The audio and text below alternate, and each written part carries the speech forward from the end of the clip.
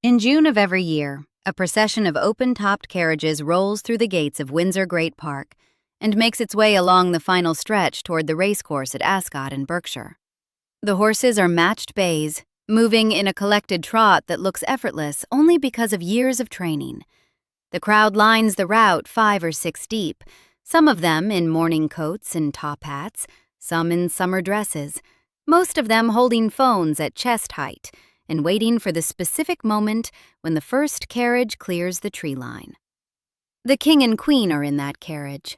Behind them, in the second and third, the senior members of the family, the ones who belong in the frame, the ones whose presence is a deliberate institutional statement rather than a personal invitation. The whole thing is broadcast live.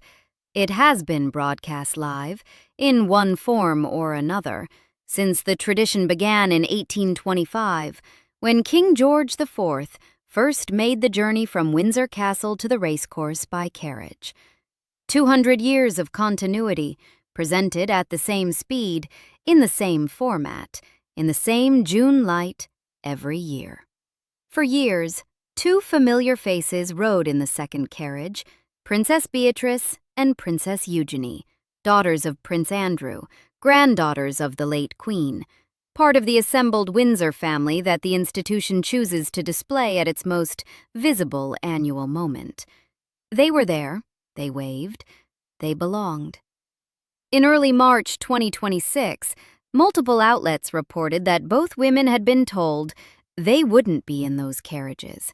The Daily Mail broke the story first, describing a palace ban that extended not only to the carriage procession, but to the royal box itself, the most photographed seating location at the entire 5-day event. People magazine confirmed the reporting, identifying its primary source as the Daily Mail's account. Ola, Cosmopolitan UK, Marie Claire UK, and The Mirror each ran their own versions, citing additional sources, each arriving at the same core fact. The ban was framed, in the language of multiple outlets, as covering public-facing royal events for the foreseeable future. The word used across the coverage to describe the sisters' reaction was consistent: blindsided. Nobody held a press conference, nobody issued a formal statement stripping Beatrice and Eugenie of anything, because there was, by that point, nothing left to formally strip. HRH. Princess Beatrice of York and HRH Princess Eugenie of York still hold their titles. They are still, technically, members of the family. They simply were no longer invited to the events where the family is seen. That is the precise mechanism of this story, not the titles, not dramatic gestures, not the press conferences nobody held. The story is told through what didn't happen. The carriages that didn't stop, the balcony appearances that became conditional, the patronage departures that occurred on symbolic dates without explanation, the statements the palace never made on the sisters' behalf when the statements were most needed. It's a campaign of omission. And it didn't begin in 2026. It didn't even begin in 2019. To understand how thoroughly ordinary the earlier stages of this process were, how fully the infrastructure for the sisters' exclusion was already in place long before anyone was writing about royal Ascot bans, you need to understand who Beatrice and Eugenie actually are.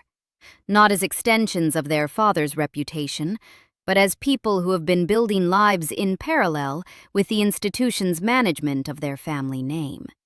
Eugenie is the younger daughter, born in March 1990. She studied history of art at Newcastle University, which is less a piece of biographical padding than an actual explanation for how she ended up working as a director at Hauser and Wirth, one of the most internationally significant contemporary art galleries in operation. Hauser and Wirth represents artists including Louise Bourgeois, Philip Guston, and Mark Bradford. It has spaces in London, New York, Somerset, Zurich, and Los Angeles. Eugenie works there.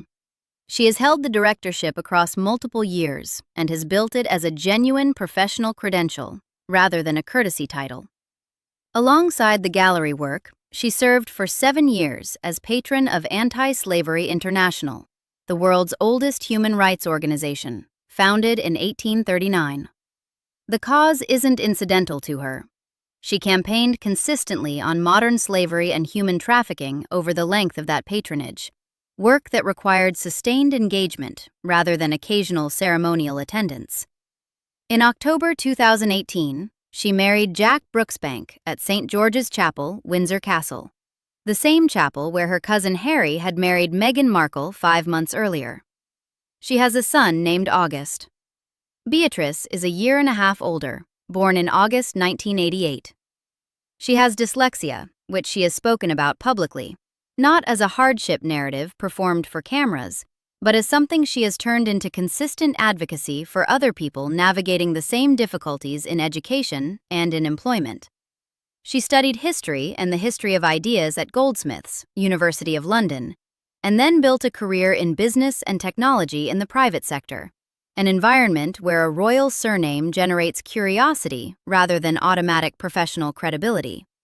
In 2020, during the COVID restrictions, she married Edoardo Mapelli Mozzi in a private ceremony at Windsor. She has a child. Like her sister, she has constructed a life that operates substantially outside the palace's institutional support structure, because for more than a decade, there has been no institutional support structure extended to her. Neither woman has given a tell-all interview about their treatment. Neither has sold a story or sought a documentary deal. Neither has offered up family intelligence in exchange for a sympathetic profile. They have managed, without palace press office support, without the Royal Rota's amplification apparatus, without any of the communications infrastructure that the working royals use to navigate exactly the kind of reputational pressure they have been subjected to. And they have done so in sustained and documented silence. This is the baseline most coverage of the York sisters skips past. By the time the Newsnight interview aired in November 2019, the sisters were already formally outside the working royal framework. The confirmed record puts the change more than a decade before the Newsnight broadcast, before 2014. Both sisters lost their taxpayer-funded police protection. Both were told explicitly they weren't working royals. Not junior working royals, not peripheral working royals, not working royals in any category. They would retain their HRH titles, which they hold by constitutional right under the letters patent of 1917, as granddaughters of a sovereign through the male line.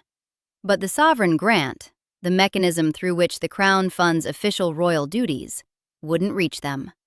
They would build their own careers, maintain their own public profiles, and navigate the institution without structural support.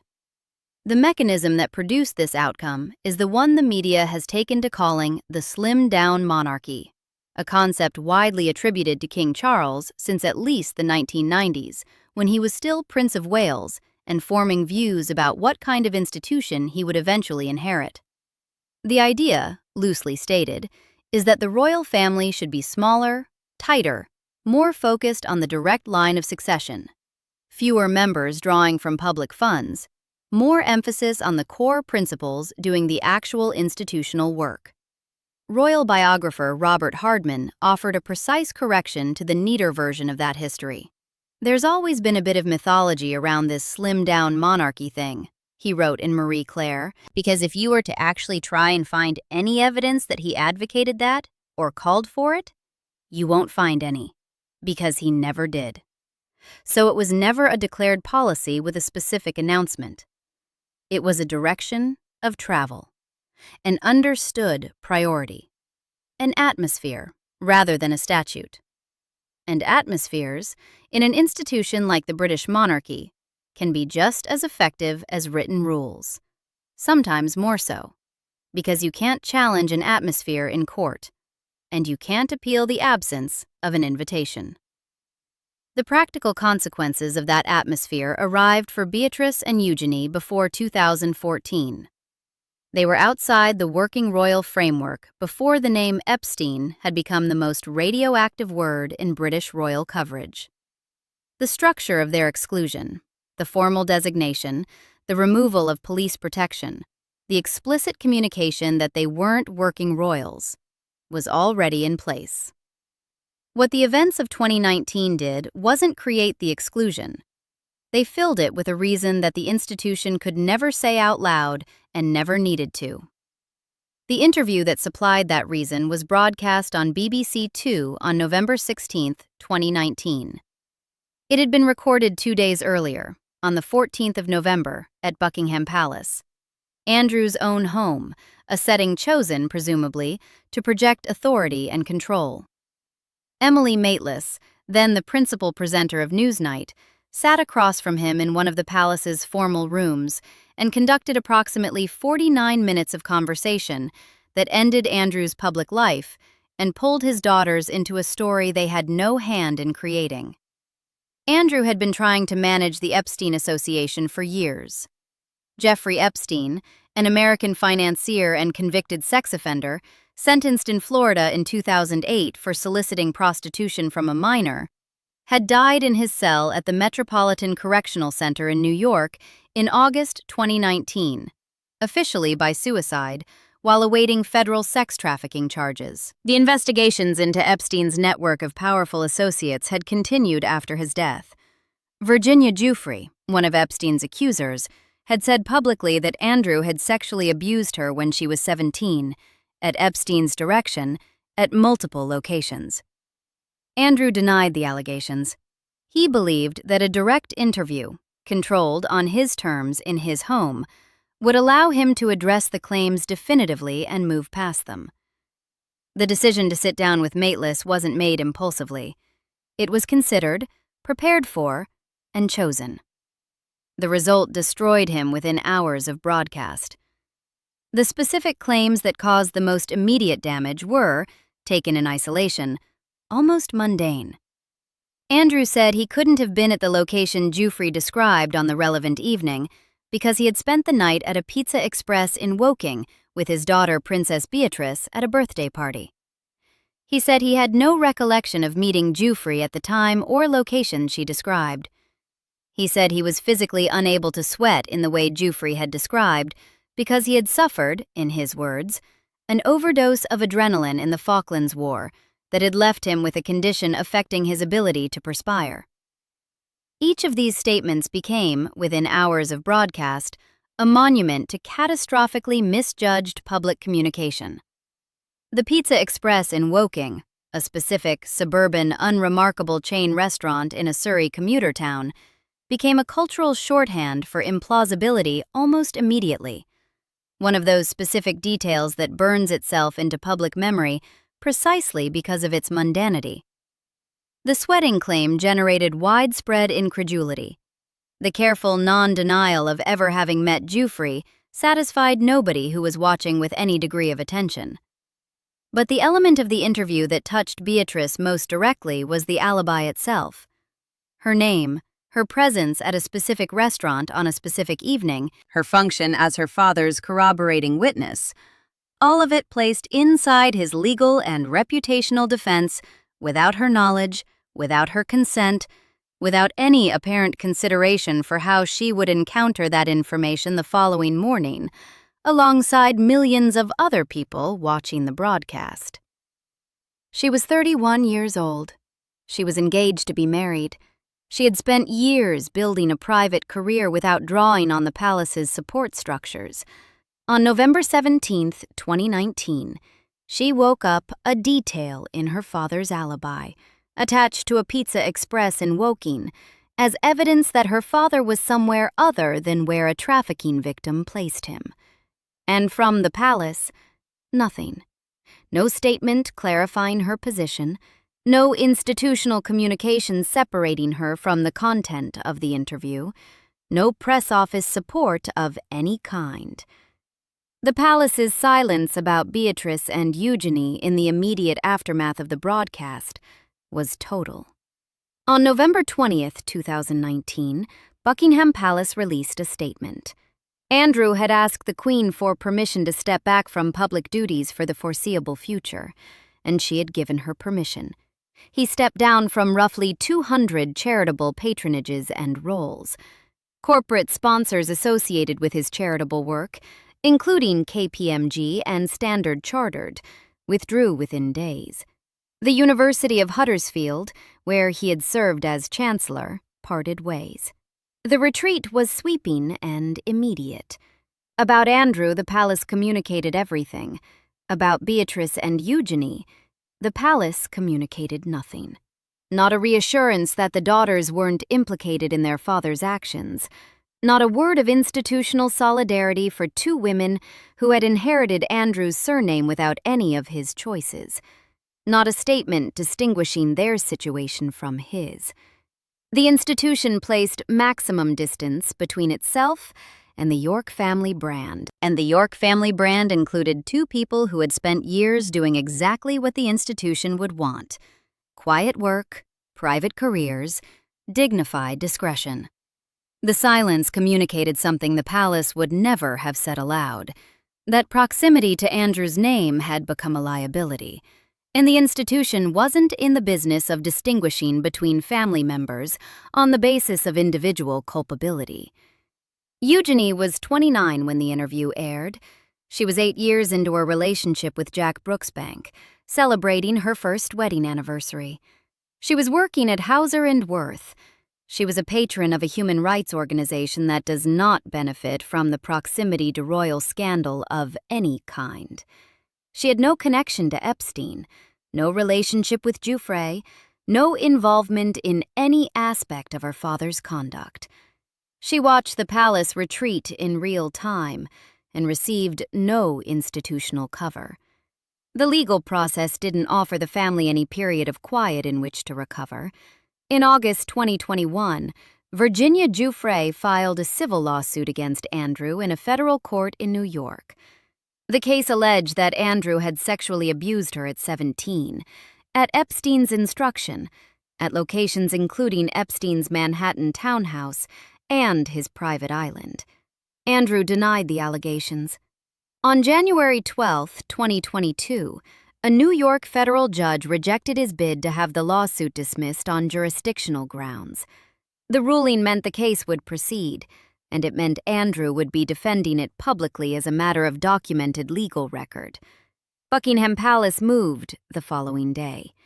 Andrew was stripped of all military affiliations, all royal patronages, the right to use the HRH title in any official capacity. The palace statement was unsparing in its precision. He would defend the case as a private citizen. He settled with Giuffre in February 2022, with no admission of guilt and on financial terms that were never publicly disclosed. People magazine subsequently reported that King Charles moved to strip Andrew of all remaining royal titles, including the princely designation itself. He is referred to now as Andrew Mountbatten Windsor. The title, the rank, and the working identity were gone. For his daughters, January 2022 produced no equivalent announcement. Their HRH titles remained intact. They are constitutionally entitled to them under the 1917 letters patent, and formal revocation would require an explicit act of royal prerogative that hasn't been taken. Their surnames remained. Their formal connection to the family, on paper, remained entirely unchanged. But the visible treatment of their presence at royal events had already begun to shift, and it was about to become measurably and publicly clearer. The place to watch that shift most precisely is the Buckingham Palace balcony. The balcony appearance at Trooping the Colour is the monarchy's most powerful annual visual statement, and the power of it comes partly from its intimacy. It isn't, as one royal historian noted, a grand ceremonial balcony in the European tradition. It's a family balcony, small enough that the assembled figures are pressed into a genuinely domestic proximity, which makes the question of who stands on it all the more loaded. Every June, the people visible on that balcony tell the watching public, without a caption or a press release, who belongs to this family in the way that the institution wants it to be understood. Princess Beatrice was on that balcony at Trooping the Colour in 2015. She was on it in 2016.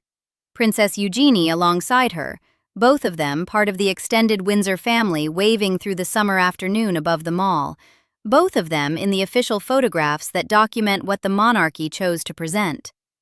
That is confirmed. It happened. When King Charles III acceded to the throne following Queen Elizabeth II's death in September 2022, the rules changed. Only working royals and their young children would be permitted to appear on the balcony at Trooping the Colour. The rule change was applied across the entire extended family. Zara Tindall, Mike Tindall, and Peter Tindall disappeared from the balcony alongside Beatrice and Eugenie. Express.co.uk confirmed the effect explicitly. Princess Beatrice, Princess Eugenie, Zara and Mike Tindall, and Peter Tindall haven't been seen on the balcony in recent years. Framed at the institutional level, the balcony rule looks like a neutral structural decision applied evenly to everyone outside the working royal group. The monarchy tightened its visible membership criteria and applied them consistently. That is an accurate description, as far as it goes. The framing starts to show its limits in June 2024. King Charles had announced his cancer diagnosis in February of that year. Princess Kate had announced her own diagnosis in March 2024 and was managing her treatment and recovery away from public duties.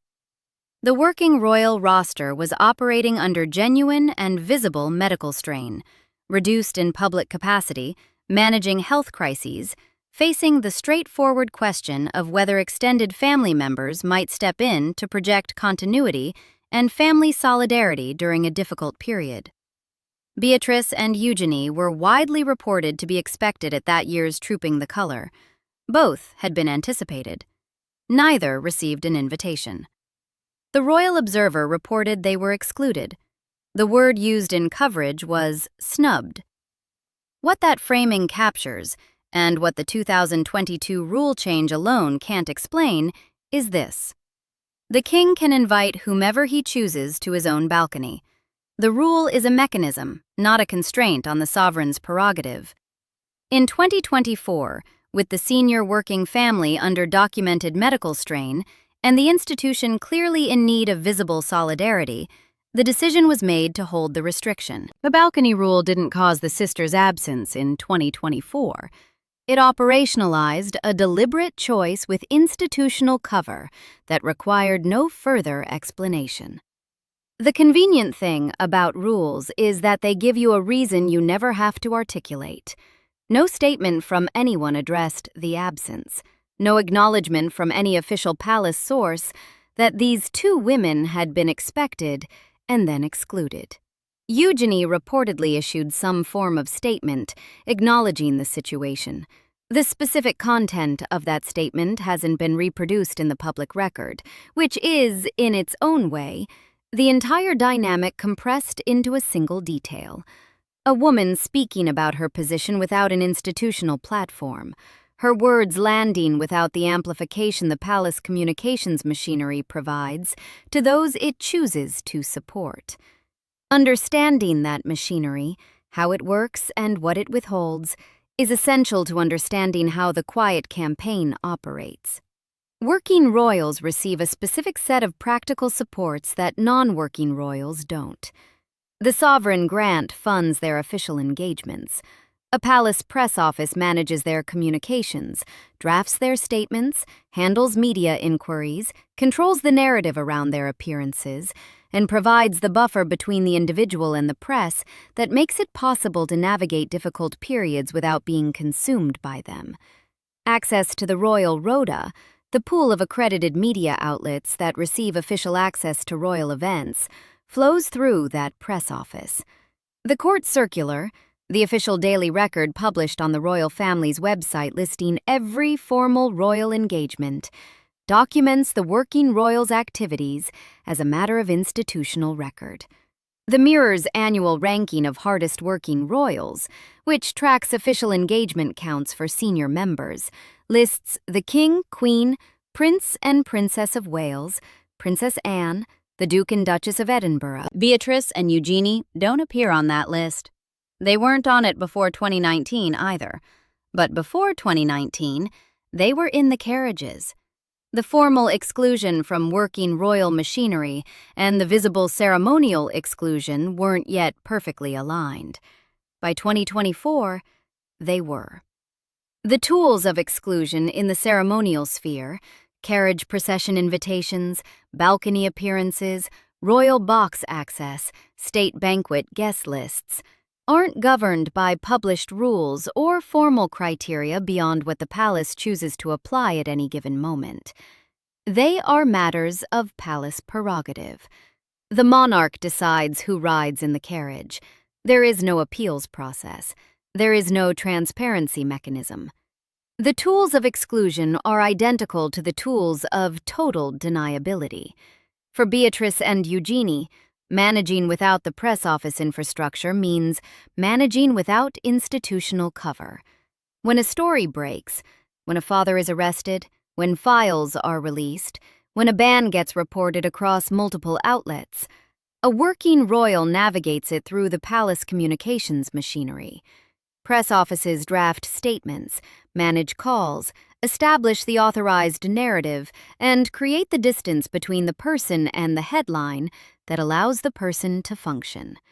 Non-working royals handle it themselves, or, more accurately, they watch others manage the narrative around them while they are kept at arm's length from any machinery that might help. Their private decisions, their public appearances, their charitable affiliations, all of it unfolding without the institutional support that would make any of it legible on the palace's terms. This isn't a new mechanism. The precedent for managing the extended royal family through the instrument of simply not conferring, rather than formally removing, reaches back to before 2014 for the York sisters themselves, and further back for other branches of the family. When Queen Elizabeth II decided in 1977 that Peter Phillips, son of Princess Anne, wouldn't receive an HRH title at birth, no rule was broken and no announcement was required. She simply chose not to extend the designation. Zara Tindall was born in 1981 under the same arrangement. Both have built lives on the periphery of the institution, genuinely close to the family, present at private gatherings, absent from the formal ceremonial structures. Zara has said publicly that she agrees with her mother's decision not to take the titles. That mechanism, conferring nothing rather than removing something, is the monarchy's cleanest instrument. Beatrice and Eugenie are in a harder position than Zara and Peter, precisely because they do hold HRH titles, which creates a visible and measurable gap between their formal designation and their actual treatment. They are styled as HRH. They aren't treated as HRH in any practical ceremonial sense. The gap between the title and the treatment is exactly where the quiet campaign operates.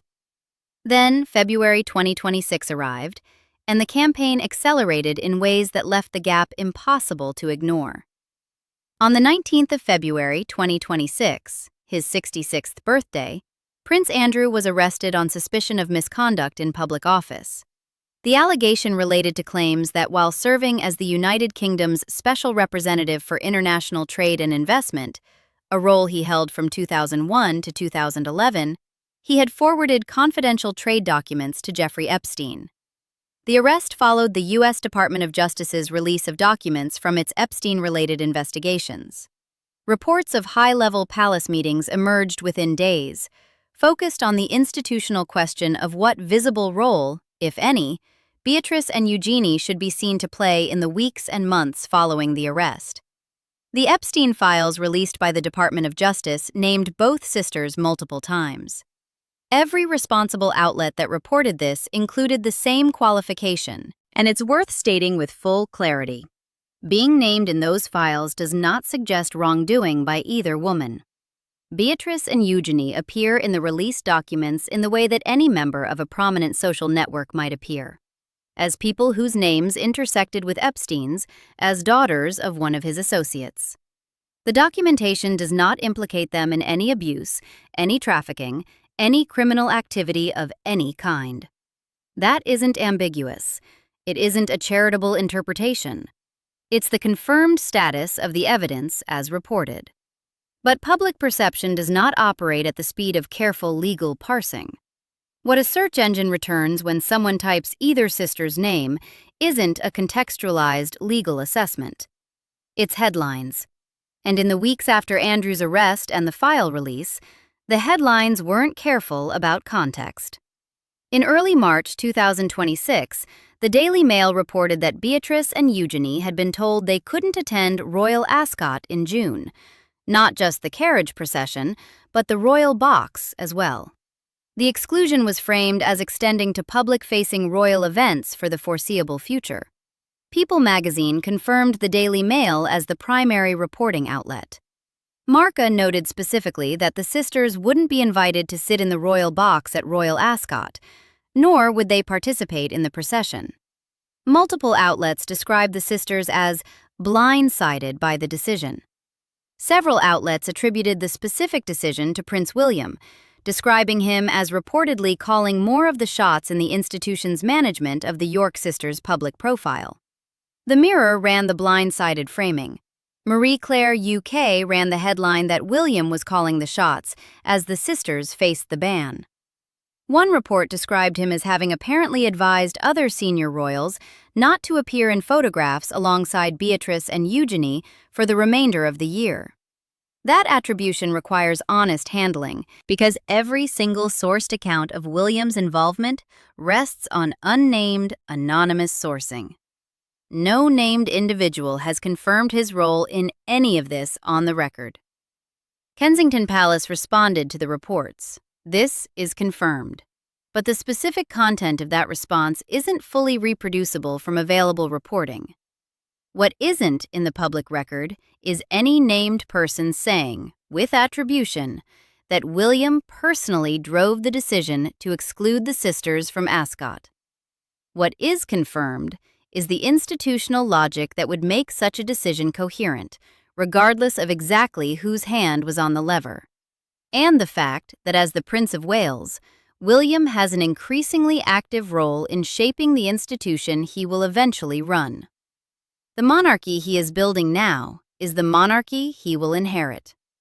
Every ceremonial image, every televised procession, every official photograph is a piece of brand architecture for the long term.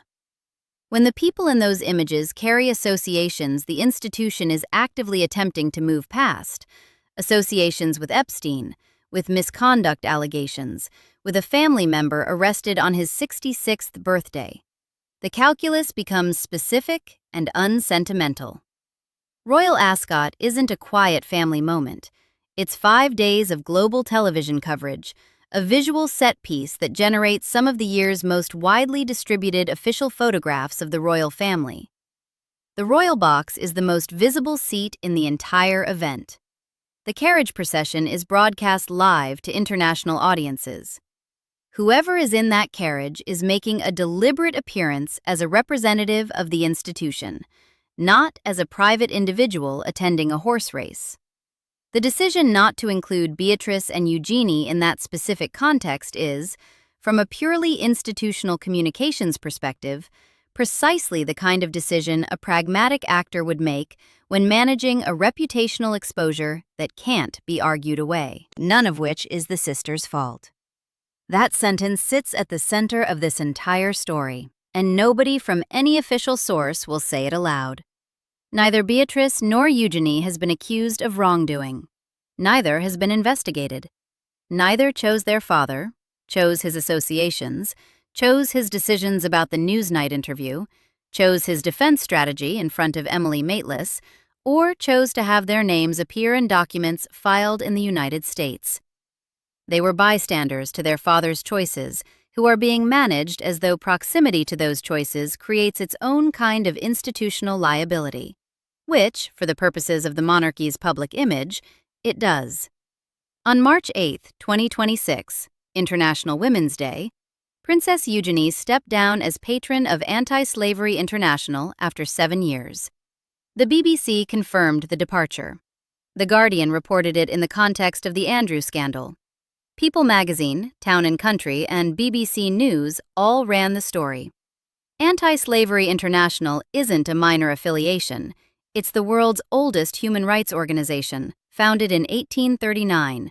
And Eugenie had pursued the patronage with genuine consistency over 7 years of work on modern slavery and trafficking.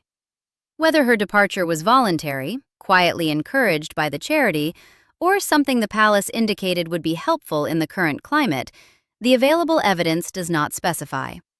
The timing communicates something without stating it. The day she stepped back from the work she had given 7 years to was the same day the calendar designates as dedicated to women's rights. There are 2 data points from the same period that complicate the cleanest version of the erasure narrative, and they deserve honest accounting rather than being smoothed over. On Christmas Day 2025, at the St. Mary Magdalene Church Walk at Sandringham, Beatrice and Eugenie made what was described as a surprise appearance alongside King Charles, Queen Camilla, and the Prince and Princess of Wales. Coverage framed it as a notable show of unity. In May 2026, Princess Beatrice attended a fundraising gala at Kew Gardens for the Elephant Family Charity, alongside King Charles and Queen Camilla. Her presence at the Kew Gardens event was described as surprising, given the concurrent Ascot ban reporting. These appearances matter because they are real, they are documented, and they prevent the story from being the clean, binary narrative that is easier to tell. Beatrice and Eugenie haven't been erased from private family life. They appear at Sandringham at Christmas. They attend charity events where the king and queen are present. Charles is described by at least one royal biographer as personally fond of his nieces. The book Charles III, New King, New Court. The inside story notes he considers them as bringing a certain bonhomie to the average engagement. The personal relationship and the institutional management of their public profile are operating at different temperatures simultaneously. Private family access and public ceremonial visibility aren't the same thing. A church walk at Sandringham photographs as family rather than institution. The images convey warmth and continuity without communicating anything specific about who the palace endorses as part of its official public-facing identity. A controlled charity gala at Kew Gardens, with a defined press narrative about environmental fundraising, is similarly manageable. What isn't manageable, and what has been withdrawn, is the Royal Ascot carriage procession, which is the monarchy's global television moment. The Buckingham Palace balcony, which is the most widely distributed image of the institution's membership each June. The royal box, which places whoever sits in it in the specific frame of official royal representation. The distinction is between being kept in the family and being kept off the brand. That distinction, and the precision with which it's being applied, is the most telling element of this story. A total exile would be cruder, more visible, harder to sustain without formal action, and harder to deny. What is being managed instead is something more calibrated, a careful separation between the monarchy's private life and its public image, with Beatrice and Eugenie positioned firmly on the private side of that line, and moved further from the public side with each passing year. The broader pattern has institutional history behind it. The Kent and Gloucester branches of the family, both descended from sons of King George V, continue to hold royal titles and some working designations. The Duchess of Gloucester performed 113 official engagements in 2025. The Duke of Kent performed 77. These aren't trivial numbers, but neither figure generates significant media recognition or public presence in the way the core working royals do. The mechanism isn't dramatic removal, it's progressive irrelevance, the slow reduction of the institutional attention that generates and sustains public presence. Beatrice and Eugenie are on a version of that trajectory, but faster, and carrying a specific reputational weight the Kents and Gloucesters don't. The process for them has been accelerated and made more visible, because the reason for it's more visible. Their father is the most publicly disgraced member of the modern British royal family. The institution can't formally punish them for that. What it can do is simply not include them in the moments where formal membership is performed. The carriages, the balconies, the processions, the boxes, and rely on the institutional invisibility that has always been the monarchy's most effective instrument for managing its membership boundaries. Beatrice is 36. She has a husband, a child, a career she built without institutional support, and a decade of dyslexia advocacy she has sustained because she believes in it. Eugenie is 34. She has a husband, a son named August, a directorship at one of the world's most significant contemporary art galleries, and 7 years of human rights work that she pursued with documented consistency. Both women retain the HRH designation that is constitutionally theirs. Both walked into Sandringham at Christmas. Both still appear occasionally at events the king controls the narrative around. They are still, technically, family. They just aren't in the carriage. The carriage that rolls through Windsor Great Park each June carries the monarchy's self-image: who matters, who belongs, whose presence the institution is prepared to broadcast to the world. Beatrice and Eugenie were in that image. Then the circumstances of their father's choices, the logic of a tighter institution, and the pragmatic management of a brand being carefully assembled for future decades converged to remove them from it. Not with a statement, not with a ceremony, not with any of the formal apparatus the monarchy reserves for its important moments, just by not sending the invitation.